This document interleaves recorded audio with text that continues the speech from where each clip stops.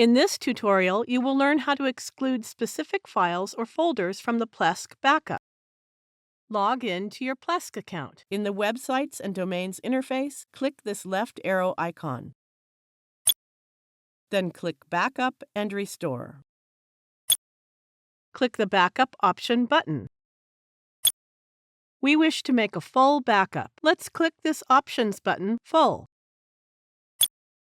Click to check the box to exclude specific files from the backup. In this input box, enter the path of the file you wish to exclude, such as /http://directory/filename.jpg. If you wish to exclude a whole directory, enter the path of the directory, such as /http://docs/images.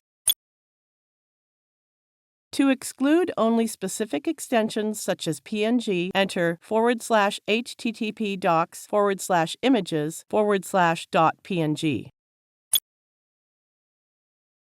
If you wish to receive a notification email, click to check this box and enter the email address here.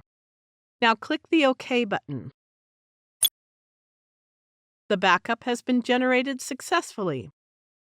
Thank you for watching.